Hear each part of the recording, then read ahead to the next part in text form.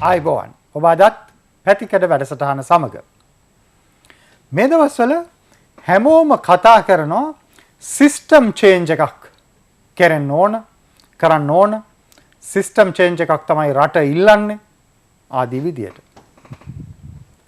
ඇත්තටම රට system change එකක් ඉල්ලනවද අපි එක එක්කෙනාගේ හිතේ තිබුණාට බෑනේ මේක ඇත්තද මේකට පදනමක් තියනවාද මේක අධ්‍යයනය කරලා බලන්න ඕන.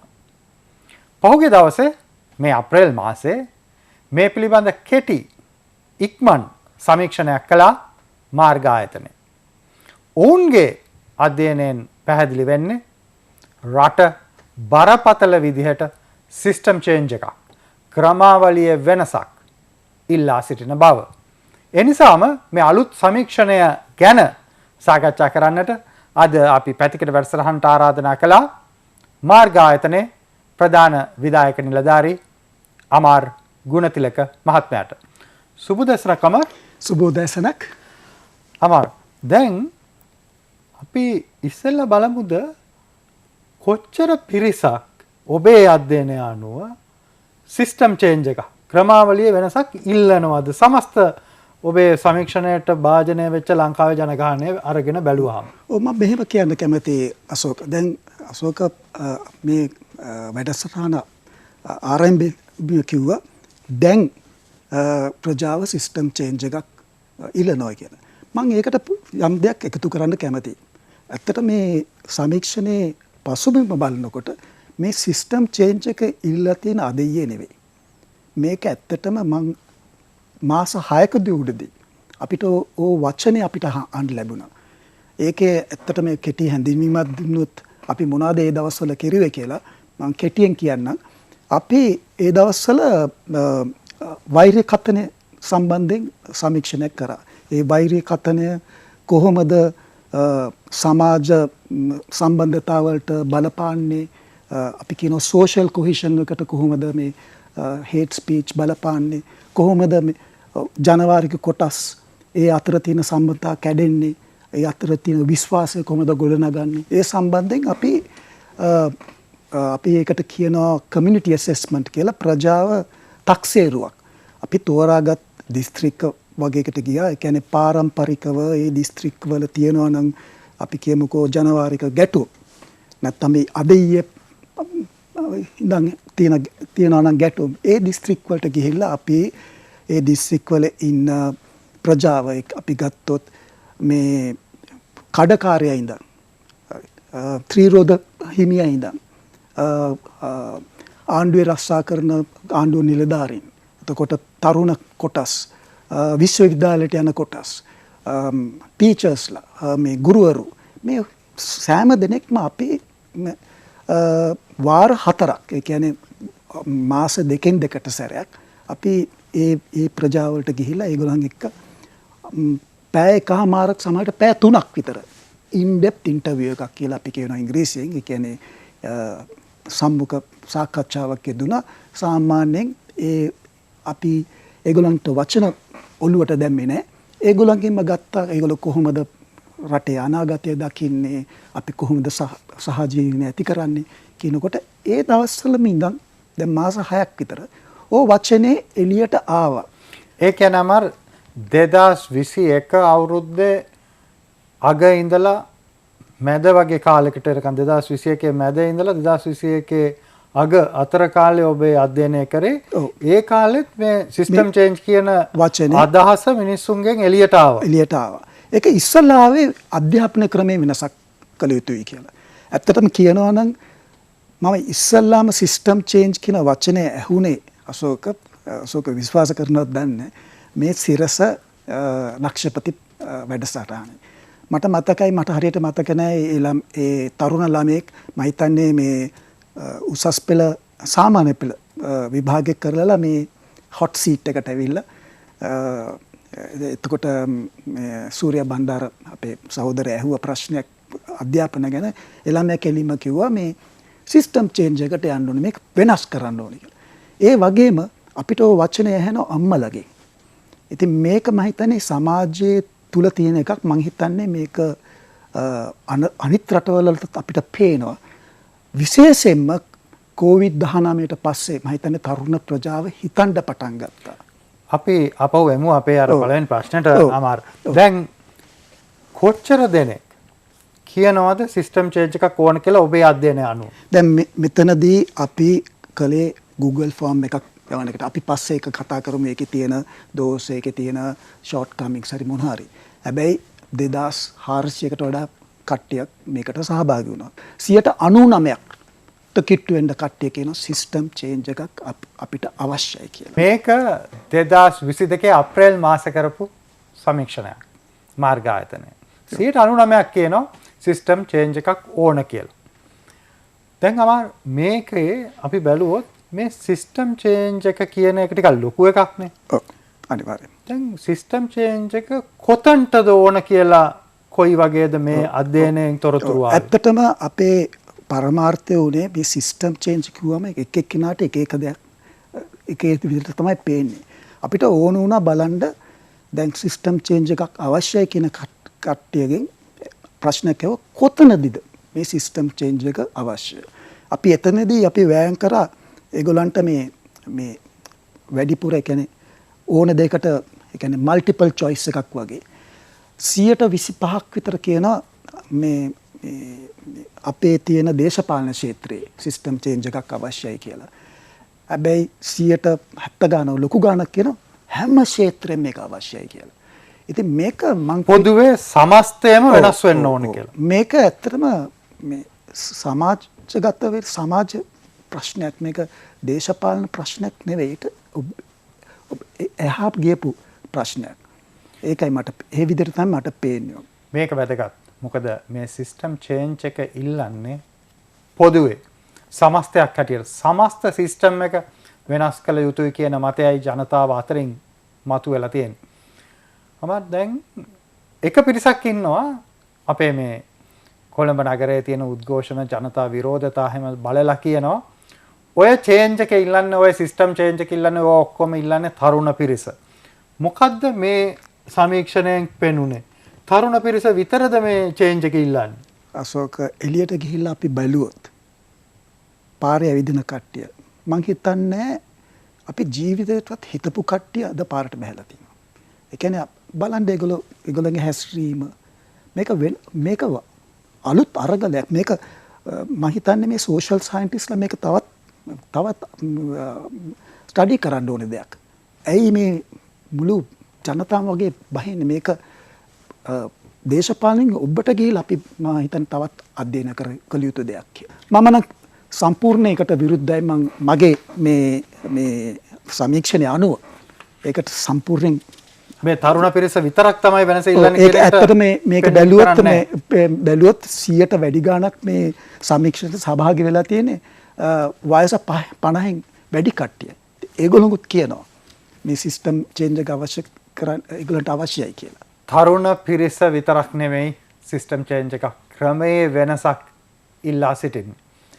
දැන් ඊළඟට එන ප්‍රශ්නය සිස්ටම් චේන්ජ් එකක් කරනවා නම් කවුද ඒක කරන්න ඕන කොහොමද ඒකට එළඹෙන්න ඕන? ඔන්න ඔය කාරණයට කොහොමද මේ සමීක්ෂණය ඇතුලේ උත්තර ආවේ? ඇත්තටම දැන් මම විවෘතව කතා කරනවා නම් මේ සමීක්ෂණය ඇත්තටම අපි කරේ ක්ෂණිකව කරේ. මොකද අපිට වැටහුණා මේ වගේ දෙයක් කියන්නේ අරගලයේ මුල කාලේ ඉක්මනින් තොරතුරු ලබා ගත යුතුයි. ඇත්තම මම මේකේ මේ උදාහරණයක් හැටියට කිව්වොත් දැන් අපිට ලෙඩ වෙනවනේ.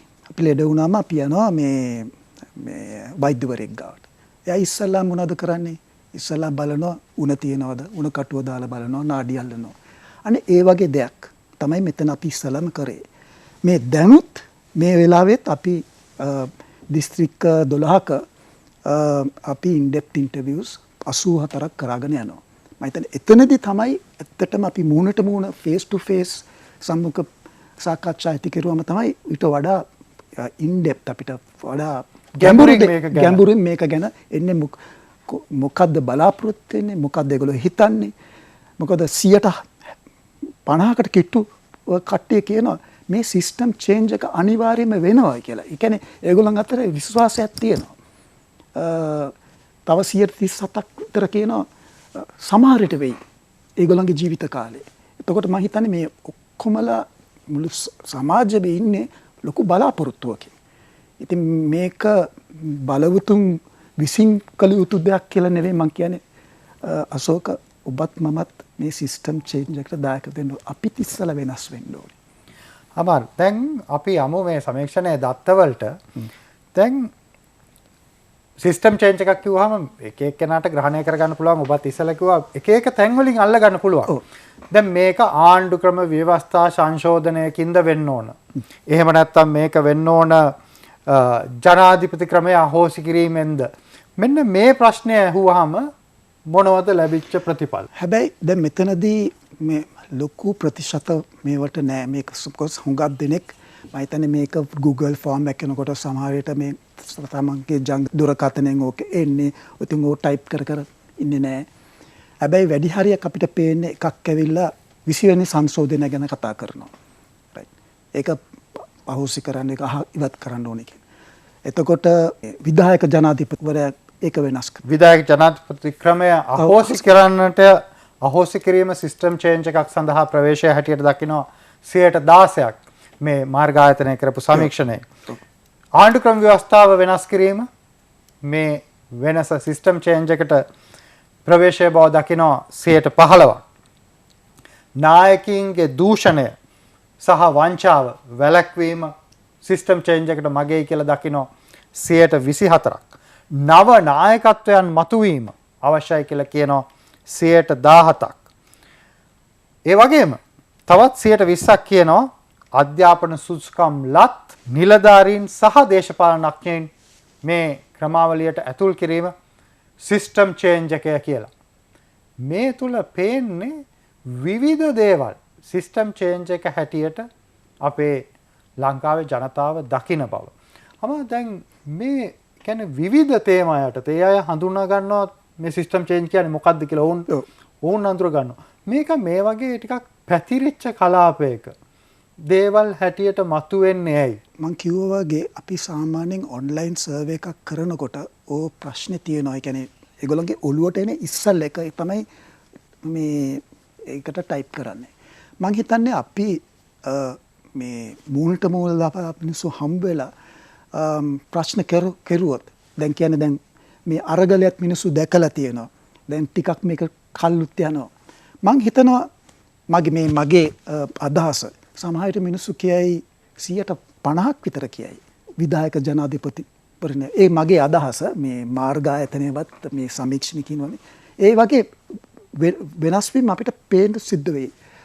ඉතින් අපි බලාපොරොත්තු වෙන ඒ දත්ත එලි දක්වන්න තව සුමාන 2-3කින් විතර.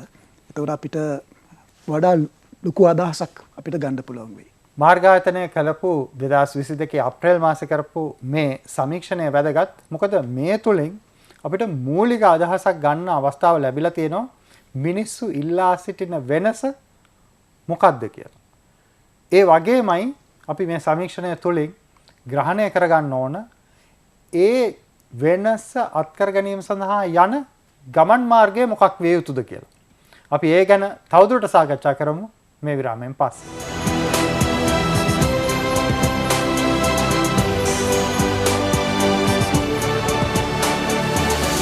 පැතිකඩ නිදහස්ව ඇහැරෙන්න අදහස්. ඔබ නැවතත් පැතිකඩ වැඩසටහන සමග මේ මාසේ මාර්ග ආයතනය කරා සමීක්ෂණයක් ජනතාව ඉල්ලා හිටින මේ සිස්ටම් චේන්ජ් එක මොකක්ද? ඒ තුල සාමාන්‍ය ජනතාව අදහස් කරන්නේ මොකක්ද කියන එක තේරුම් ගන්න. ඒ සමීක්ෂණයේ ප්‍රතිඵල සමගයි අද අපි පැතිකඩ සංවාදය පවත්වාගෙන යන්නේ. අද අපේ ආරාධිතයා මාර්ග ආයතනයේ ප්‍රධාන විධායක නිලධාරී අමාර් ගුණතිලක මහත්මයා. දැන් අපිට පහුගිය දවස්වල අහන්න ලැබුණානේ නිතර අහන්න ලැබුණා මේ අර්බුදය ලංකාව මුහුණ දීලා තියෙන මේ ආර්ථික අර්බුදය කොවිඩ් අභියෝගය නිසා මතුවෙච්ච තත්වයක් කියලා. ඔබේ සමීක්ෂණය අනුව මේ තියෙන ආර්ථික අර්බුදයට හේතුව ලෙස ජනතාව දකින්නේ මොකද්ද? ඇත්තෙන්ම ජනතාව දකින්නේ අල්ලස් සහ දූෂණය. මොකද මේ ප්‍රශ්න ගැන අපි හුඟක් විග්‍රහ කරලා ඉන්න බැලුවා මේ ප්‍රශ්නේ අපි ඇසිය යුතුද කියලා. කොහොමද මේක අසන්නේ කියලා. මොකද මම හිතන් හිටියේ පළවෙනි ප්‍රශ්නයක් හැටියට අහන්න අද පවතින ආර්ථික අර්බුදයට හේතු සාධක මොකද්ද? මොකද එතකොට අපි ඒගොල්ලන්ට මේ choice එකක් දුන්නා. මෙතනින් 60%ක් කපාටම කියනවා මේකට හේතුව අල්ලස් සහ දූෂණය කියලා. තව 12ක් 13ක් විතර කියනවා මේ ගත්ත මේ තීරණ කියලා. ඒතර මේ තීරණයි අල්ලස් සහ දූෂණයයි එකට සම්බන්ධ වෙන මොකද සමහර විට අපි වැරදි තීරණ ගන්නවා අපේ ඉන්ට්‍රස්ට් උඩ අපේ සෙල්ෆ් ඉන්ට්‍රස්ට් උඩ. ඉතින් එතන ඒ සම්බන්ධකමක් තියෙනවා මම හිතන වක්‍රවත් කියන්නේ තව 112ක් කියනවා මේ වැරදි තීරණ කිනකොට ඒ තීරණ රදා පවත්වන මිනිසුන්ගේ ඕනකම් පව. ඉතින් මෙතනදී මේක කොවිඩ් එක හින්දා අපි මේ ආර්ථික අර්බුදයට මුහුණ පානවා කියන කට්ටිය බොහොම අඩුයි. ඒක අපේ එක සොයා ගැනීම. මේක වැදගත්. මොකද හරි පහසුයිනේ. මේ සියල්ල උනේ කොවිඩ් නිසා කියලා අතහොද ගන්න හරි ලේසි. හැබැයි ජනතාව දන්නවා. ජනතාව මේ සමීක්ෂණයේදී පැහැදිලිව කියනවා 61%ක්ම කියනවා වත්මන් ආර්ථික අභියෝගයට දූෂණ තමයි ප්‍රමුඛ ලෙස හේතු වෙලා තියෙන්නේ කියලා 61%ක් පිරිස කියනවා. දැන් මේ වෙනස කොහොමද කරන්නේ? දැන් මේ වෙනස කරන්න අවශ්‍යයිනේ සමාජ බලවේගයන්. එතකොට මේක ඉල්ලා සිටින පිරිස අපි ගත්තොත් මේ වෙනස ඉල්ලා සිටින පිරිස ගත්තොත් මේ අයගේ වයස් කාණ්ඩ කොයි වගේ තමයි? ඇත්තට මෙතනදී 100ට වැඩි ප්‍රමාණයක් ඉන්නවා වයස 50ට වැඩි. ඉතින් අපේ රටේ ජනගහනය බලනකොට ඒ 150ට වැඩි කට්ටිය අඩුයි. හැබැයි මෙතන සමීක්ෂණේ වැඩි කොටසක් ඇවිල්ලා තියෙනවා. ඒක ඇත්තටම අපි වේට් කරලා බලනකොට රයිට් අපි වැඩි තරුණ ප්‍රමාණයක් අපිට හිතෙනවා. මෙතනදී සමීක්ෂණයට සහභාගී වුණා නම් සමහර විට මේ 161 171 වෙන්න පුළුවන්. අපිට ඒක ඇත්තටම ස්ටැටිස්ටිකලි බලන්න පුළුවන්. මේ අර වේට් එකක් දීලා එක ඩේටා සෙට් එකකට. හැබැයි ඉතින් ඒක ඉතින් සමහර විට මේ චැලෙන්ජ් කරන්න පුළුවන්. ඉතින් අපි හිතනවා මේ අපි ඊළඟ අදියරේ අපි කරන්න බලාපොරොත්තු වෙන මේ සමීක්ෂණයේදී ඒක තවත් තාරු වෙයි කියලා. දැන් අපි මේකෙන් ඉස්සරහට යන්න විවිධ ක්‍රම තියෙනවානේ. එකක් තමයි මේ විශේෂඥයින්ව පාවිච්චි කරන එක. අවබෝධය, දැනුම, අත්දැකීම් තියෙන විශේෂඥයින්ව පාවිච්චි කරන එක. ක්‍රමය වෙනස් කිරීම සඳහා විශේෂඥයින්ව යොදා ගැනීම. මේක මේ දවස්වල ගොඩක් අය කියනවා මේ සම්ප්‍රදායික දේශපාලනඥයෝ එක්ක බෑ. මේකට විශේෂඥයෝ අවශ්‍යයි. ක්‍රමය වෙනස් කරන්න ඒගොල්ලන්ව පාවිච්චි කරන්න ඕන කියලා. ඔබේ සමීක්ෂණයේ ප්‍රතිඵල කොහොමද ඒ පැත්තේ? මට ඒ සමීක්ෂණය කරනකොට මම මේක කාරණාවක් දිහා බලනවා. මේ 161 කියන්නේ කතා කරනවා රටේ දූෂණය අල්ලස් දූෂණය ඒ ඔක්කොම නැති කරන්න ඕනේ කියලා. මට හිතෙන වැටහෙන දෙයක් තමයි අද මේ අල්ලස් දූෂණ සංස්කෘතියක් බිහි වෙලා තියෙනවා. ඉතින් ඒකට නම් මෙතනින් පටන් ගන්න ඕන හුඟක් මේ මිනිස්සුන්ගේ ඔළුව වෙනස් කරන්න ඕනේ. රයිට් ඒක ජෙනරේෂනල් ප්‍රොජෙක්ට් එකක්, පරම්පරා ගහනක් යන ප්‍රොජෙක්ට් එකක්. ඉතින් දෙයක් වෙනස් කරනකොට අපි වෙන රටවල තියෙන මේ උදාහරණ බලනකොට එකක් ඇවිල්ලා නීති පනවන එක. අනිත් එකේ නීති ක්‍රමයට ඒ විදිහට අකුරටම පිළිපදින. මම හිතන්නේ දැඩි නීති පැනෙවොත් අනිත් එක ජනතාව අතර මිනිසුන්ගේ අවබෝධය වැඩි කරත් මොකද්ද කියලා. මේක අර අපි කියනවානේ මේ කරප්ෂන් දැන් ඉන්ස්ටිටියුෂනලයිස් වෙලා කියලා, ඒක නෝමලයිස් වෙලා කියලා, ඒක නෝමල් දෙයක්. රයිට්? මොකක් හරි දෙයක් අල්ලස ආයතනගත වෙලා තියෙන. ඒ කියන්නේ සාමාන්‍ය තත්ත්වය තමයි අල්ලස් ගන්න එක. ඔව් මොකක් හරි කෙනෙක්ට වඩුවක් වැඩක් දුන්නොත් එහෙම කමිෂන් එකක් ඉල්ලන එක නිකන් සාමාන්‍ය දෙයක් වෙලා. ඉතින් මේ තැනට අපි ඇවිල්ලා තියෙන අපි කොහොමද පිටිපස්සට යන්නේ? ආයෙත් අපේ සාර ධර්ම අපි විශ්වාස කරන දේවල් අපේ රටේ ප්‍රසිද්ධ ආගම් හතරක් තියෙනවා. රයිට්? මොනාද උනේ කියන එක තමයි ඇත්තටම හුඟක් දෙනෙක් අහන්නේ. දැන් ඉතින් මම හිතනවා අපිට එතනින් පටන් ගන්න පුළුවන් කියලා. අශෝක මේ මාර්ග ආයතනය කරපු මේ සමීක්ෂණය තුළ පැහැදිලි වෙන තවත් කාරණයක් තමයි වෙනසක් කිරීම සඳහා වන ජනතා යෝජනා හැටියට මේ සමීක්ෂණයේදී විමසනවා. එතෙන්දි කියනවා දූෂිත නායකයින්ට ඉඩ නොතබන දූෂණය අවසන් කරන ක්‍රමයක් වෙත යන්න ඕන කියලා. දූෂිත නායකයින්ට ඉඩ නොතබන 24%කගේ ප්‍රකාශය 24%ක් ඒ වෙත තමයි Tamanගේ අවධානය යොමු කරන්නේ. දේශපාලනඥයින්ගේ වගවීම political accountability 23%ක්. ඒ වගේම 20%ක් කියනවා ඔය එක එක කෑලි ප්‍රතිසංස්කරණය කළා වැඩක් නැහැ. සමස්තයම ප්‍රතිසංස්කරණය කරන්න ඕන. සමස්තයම වෙනස් කරන්නට උවමනයි කියලා. මේ හැඟීම ජනතාව තුළ ටිකක් අපිට ගැඹුරට ගිහිල්ලා බලන්න පුළුවන් තැනක්. මොකද මේ ඉල්ලීම් අපි සාමාන්‍යයෙන් හිතන මට්ටමට එහා ගිහිල්ලා තියෙන්නේ. ටිකක් ජනතාව මේවා ගැන ලොකු අවධානයක් දැනටම දීලා තියෙනව නේද අමාර? ඔව් ඇත්තටම දැන් අපි මූණ පාන අර්බුදය මම හිතන්නේ අපි ඒක අපේ ඇඩ්වාන්ටේජ් එකක් කරගන්න පුළුවන්. මොකද දැන් මිනිස්සු ඉස්සරට වඩා හිතනවා. ඉස්සරට වඩා පිළිගන්නවා මොකක් කරුවොත් දැන් කරදරයකට වැටලා ඉන්නේ. අපි උදාහරණයකට ගමු දැන් කෙනෙක් වලක වැටලා ඉන්නවා නම් වලින් එළියට ඕන දෙයක් පිළිගන්නවා ඕන දෙයක් කරනවා. කවුරුත් දෙයක් එයාට අවවාදයක් දුන්නොත්. ඉතින් මම හිතනවා ඒ අද අපි ඉන්න සමාජ තත්ත්වය අපේ ඇඩ්වාන්ටේජ් එකට හරි අපේ වාසියට හරව ගන්න පුළුවන්. ඒකට සැබෑ නායකයෝ බිහි වුණොත් ඒ කියන්නේ ආගමික පැත්තෙන් වෘත්තීය කිමු සමිති වලින් පෞද්ගලික අංශයෙන් ඒ හැම අංශම මේක මේ අපේ රටේ අපි මූණ පාන අර්බුදය මේ ආර්ථික අර්බුදයක් විතරක් නෙවෙයි. මේට ඊට වඩා ලොකු අර්බුදයක්. ඒක අපි හරි වටහා ගත්තොත් මම හිතන්නේ අපිට රාජ්‍යයක් වශයෙන් ආයිත් නැගිට ගන්න පුළුවන් වෙයි කියලා. මාර්ග ආයතනය 70 දශකයේ ඉඳලා දිගු කලක් මේ පර්යේෂණ සහ අධ්‍යයනවල යෙදෙන ආයතනයක්. අමාර මේ ඔබේ පර්යේෂණ ඔබේ ආයතනයේ පර්යේෂණ අධ්‍යක්ීම එක ගත්තහම මේ සක්‍රීය පුරවැසිභාවය active citizens කියන එක මේ වෙලාවේ මතුවලා තියෙනවානේ ප්‍රබල විදියට. අනිවාර්යයෙන්ම. සහ මේ තරුණ අයගේ ඒ සඳහා වන දායකත්වය. මේක ඔබ කොහොමද කියවන්නේ?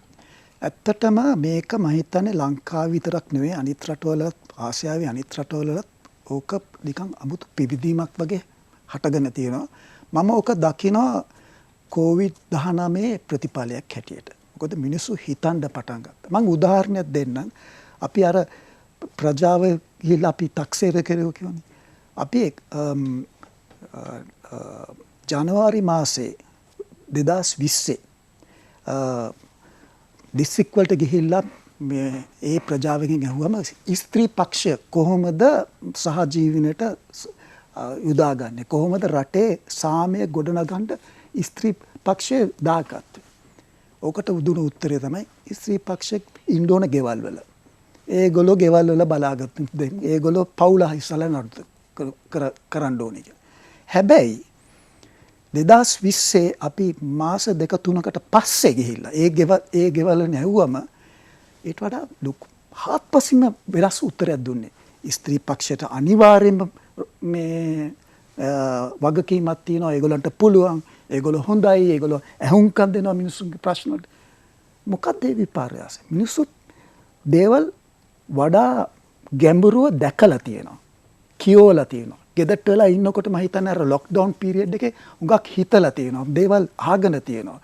එතකොට අසල්වැසියන් සමග සම්බන්ධ ඇති කළා තියෙනවා. එතකොට ඒ දවස්වල තමයි මේ අපේ එක සර්වේ එකකින් තරුණ කට්ටියක් කිව්වේ අපි මෙට පස්සේ මේ නායකයෝ කියන දේවල් අහගන්නේ නැහැ. අපි ඒගොල්ලන්ගේ බොරු අහලා ඇති වෙලා දැන් ඕ බොරු විශ්වාස කරන්නේ නැහැ. ਉਹ කතා කරේ නිකම් දේශපාලන නායකයෝ ගැන විතරක් නෙවෙයි අශෝක. ඒ කතා කරේ ආගමික නායකයෝ ගැන. දැන් අද බලන්න මේ සමාජ මාධ්‍යයේ සමහර අය ආගමික නායකයන් ගැන කීන දේවල්. ඔබ හිතනවද මාස 6කට ඉස්සෙල්ලා ඔය වගේ කතාවක් ඔය වගේ ස්වරූපෙන් ඔය විදියට කතා කරයි. ඔය වචන පාවිච්චි. ඔය වචන පාවිච්චි කරයි. ඒ කියන්නේ ලොකු වෙනසක් වෙලා තියෙන මිනිස්සු හිතනවා ඉස්සරට වඩා. ඉතින් මම හිතන්නේ ඒක අර COVID-19ට පස්සේ මම හිතන්නේ මුළු ලංකාව විතරක් නෙවෙයි මේ රටවල් හැම රටෙම සිදුවෙච්ච දෙයක්. අනිත් එක කොන්ස්පිරසි තියරි කියලා එනවා මේ ආණ්ඩුව විශ්වාස කරන්නේ ඒ කියන්නේ සමාජ ආයතන සමග තියෙන විශ්වාසය කැඩිලා තියෙනවා. දේශපාලන ක්‍රමය සම්බන්ධයෙන් තියෙන විශ්වාසය පිරිහීගෙන තියෙනවා. ඉතින් ඕක තමයි මම හිතන්නේ පටන් ගත්තේ ලංකාවෙත් ඔය සිස්ටම් චේන්ජ් එකක් ඕනේ කියලා මිනිස්සු කියන්න පටන් ගත්තා. අවසාන ප්‍රශ්නය අමාර මාර්ග ආයතනය දිගු කාලයක් ලංකාවේ කියවන අයට විශේෂයෙන් පරිවර්තන කෘති ඉදිරිපත් කරපු ආයතනයක් ජනප්‍රිය පොත් තියෙනවා. මාර්ග ආයතනයේ එක ප්‍රකාශනයක නම අවලස්සන ඇමරිකානුවා. මේ අවලස්සන ඇමරිකානුවා ගැන පහුගිය දවසේ අලුත්ම කතාවක් ආවා. ලොකු උනන්දුවක් ආවා මේ කෘතිය ගැන. අමර දැන් මාර්ග ආයතනයේ මේ පරිවර්තන පොත් නැවත පළ කරන්න හිතන්නේ නැද්ද? හිතනවා ඒකට ඉතින් හුඟක් මුදලක් අවශ්‍ය වෙනවා. ඉතින් අනිත් එක අපි දැන් කට්ටිය මේ අලුත් පරීක්ෂණෙන් එනවනේ තරුණ කට්ටිය සාමාන්‍යයෙන් පොත් කියවනවා අඩුයි. හැම වෙලාවම ෆෝන් එකේ ඉන්නේ. මම දැක්ක ළඟදී කවුද මේ පරීක්ෂණ කරලා සාමාන්‍යයෙන් ළමෙක්ගේ attention span එක තප්පර 8යි කියලා. ඉතින් ඔය වගේ කැටළු වගේ challenges තියෙනවා. හැබැයි ඇත්තටම මේ ජාත්‍ය පුදු ආයතනයක් නැකිටවන්න නම් පරිවර්තනයේ පොත් අලුත් පොත් අපි ඉස්සර එළියට එළි දක්වන්න ඕනේ. ඒක කරන්න පුළුවන් නම් ලොකු දෙයක් ඇත්තටම. අමාර බෙහෙවින්ම ස්තුතියි අද පැතිකඩ සංවාදයට එක් වුණාට. බොහොම ස්තුතියි.